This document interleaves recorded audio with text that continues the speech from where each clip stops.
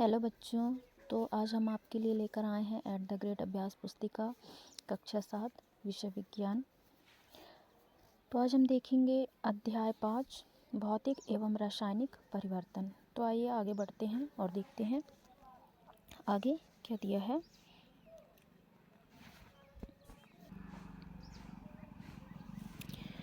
आगे आप यहाँ पर देख सकते हैं, घटना को पढ़ो जो आपके अनुमान से परिवर्तन हुआ है, उस खाने में सही का निशान लगाओ और यदि नहीं तो गलत का चिन्ह लगाओ।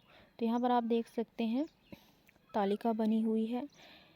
पहले लिखा हुआ है घटना, फिर है भौतिक परिवर्तन और उसके बाद है रासायनिक परिवर्तन। तो यहाँ पर आपको देख के चिन्ह लगा देना है, ठीक है। अब हम बढ़ते हैं आगे। यहाँ पर आपका दिया हुआ है वस्तुनिष्ठ प्रश्न। वस्तुनिष्ठ प्रश्न में आप देखिएगा सही विकल्प चुनकर मतलब निशान लगाइए, है ना। तो यहाँ पर आप देख सकते हैं पहला प्रश्न है, सेब बैगन एवं आलू को काटकर वायु में खुला छोड़ने पर भूरे रंग में परिवर्तित हो जाता है क्योंकि। इसमें आप देख सकते हैं यहाँ पर ऑप्शन यहाँ पर दिए हुए हैं आपको।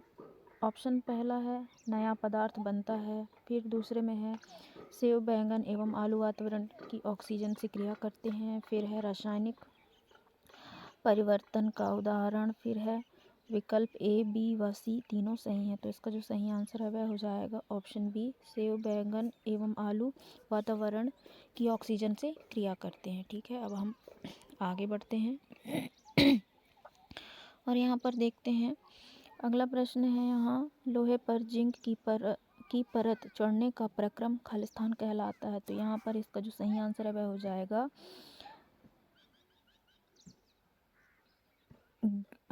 यहाँ पर आपका ऑप्शन हो जाएगा ऑप्शन बी, ग्लेवेनाइजेशन, ठीक है। उसके बाद हम आगे बढ़ते हैं, आगे देखते हैं प्रश्न क्रमांक यहाँ पर तीसरा ऑप्शन है यहाँ पर लोहे में कार्बन क्रोमियम निकल तथा मैग्नीज मिलाकर एक मिश्र धातु बनाते हैं जिससे जंग नहीं लगती, वह मिश्र धातु है। तो यहाँ पर जो सही आंसर है वह हो जाएगा आपका ऑप्शन सी, स्टेनलेस स्टील, ठीक है। अब हम आगे बढ़ते हैं और देखते हैं निम्न में से रासायनिक परिवर्तन का उदाहरण है। तो इसका जो सही आंसर है वह हो जाएगा ऑप्शन डी, प्रकाश संश्लेषण, ठीक है।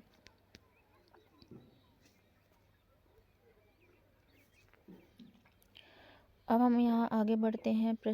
ऑप्शन यहाँ है, प्रश्न पहला का ऑप्शन 5 है। यहाँ पर आप देख सकते हैं वायु मंडल की वह परत जो सूर्य के प्रकाश में उपस्थित हानिकारक पराबैंगनी किरणों से हमें बचाती है, वह है।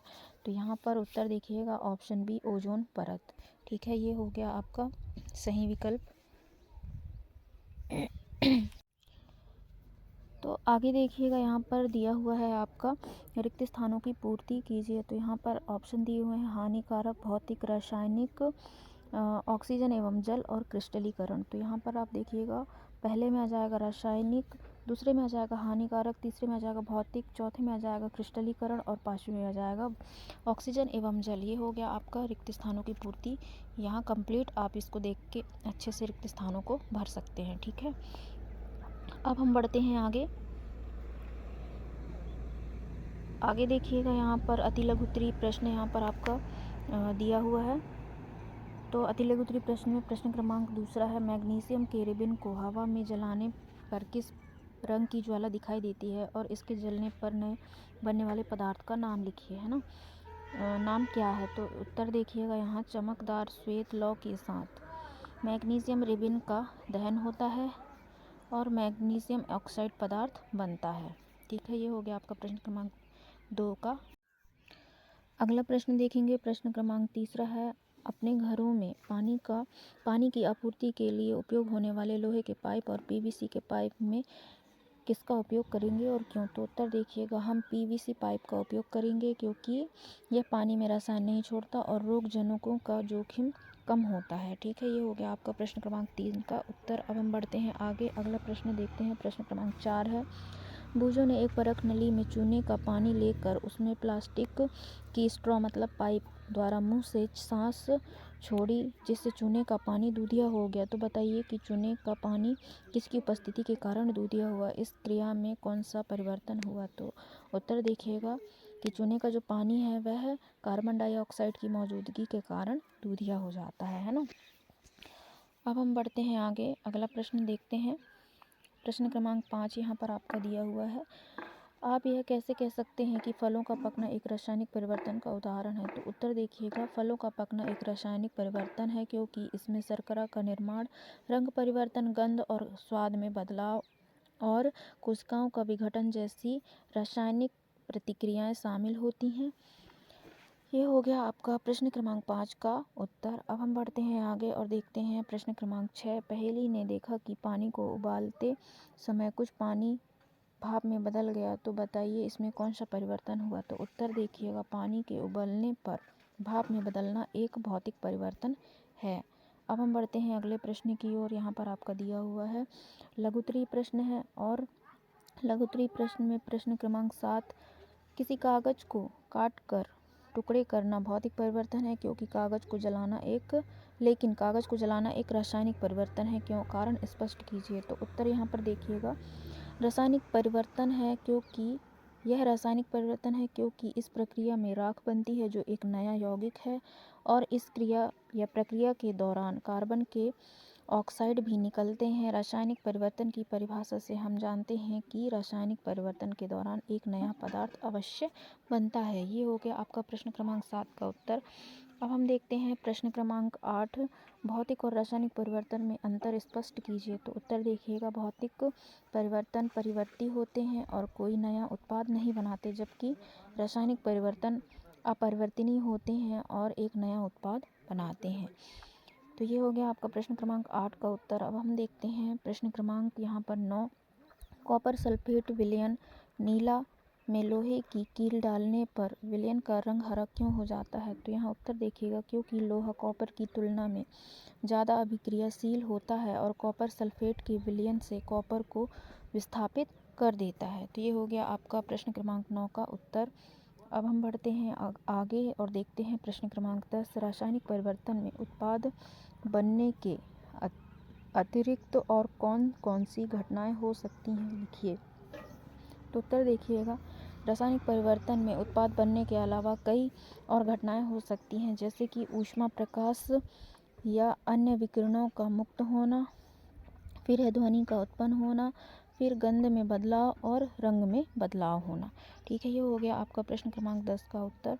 अब हम देखते हैं आगे, अगला है प्रश्न क्रमांक 11, मैग्नीशियम के फीते को जलाने पर अवशेष के रूप में श्वेत भस्म मतलब पाउडर प्राप्त होती है। यह किस प्रकार का परिवर्तन है, स्पष्ट कीजिए।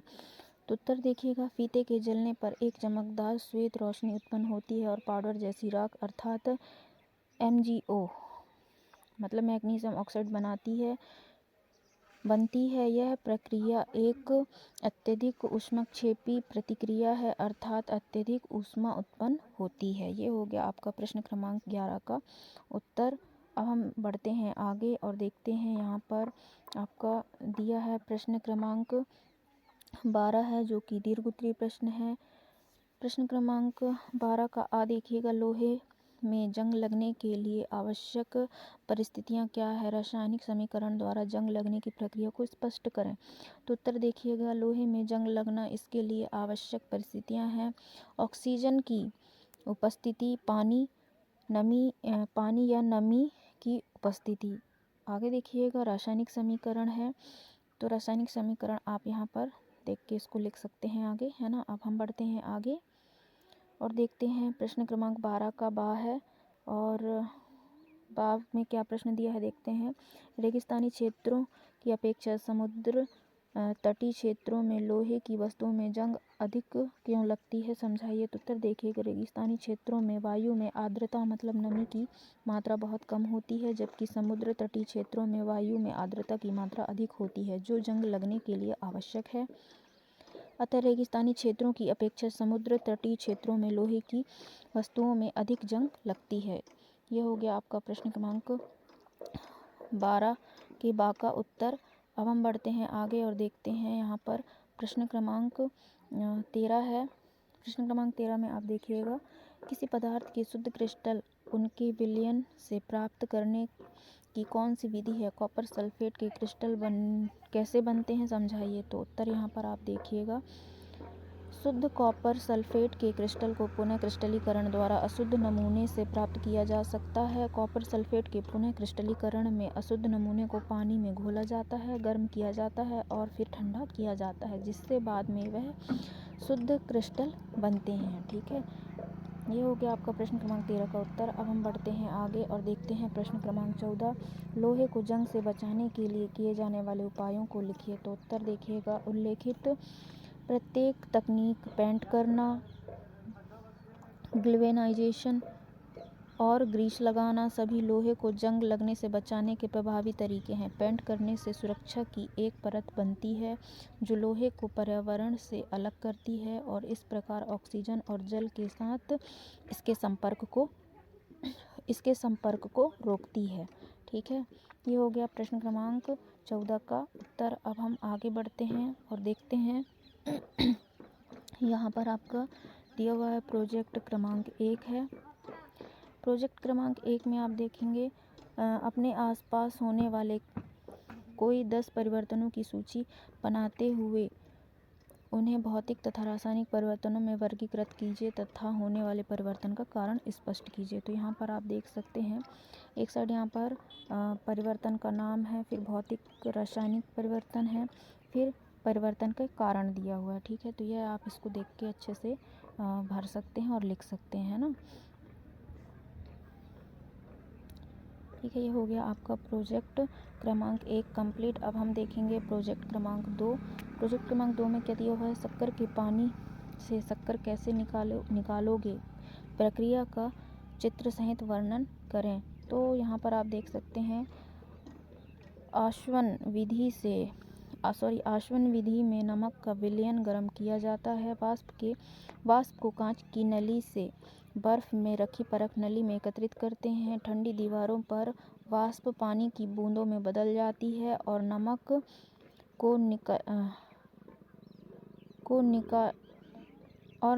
कोनिकल फ्लास्क में रह जाता है। वाष्पीकरण वाष्प बनने की और संघनन वाष्प में पानी बनने की प्रक्रिया है। आप यहाँ पर देख सकते हैं, आपका यहाँ पर डायग्राम बना हुआ है, इस डायग्राम को भी आप देखकर बना सकते हैं। ठीक है, तो यहाँ पर आपका पार्ट होता है कंप्लीट। अब हम मिलते हैं अगले अध्याय में अगले वीडियो के साथ। वीडियो पसंद आए तो लाइक करिएगा, शेयर करिएगा और चैनल को सब्सक्राइब ज़रूर करिएगा। ठीक है, धन्यवाद।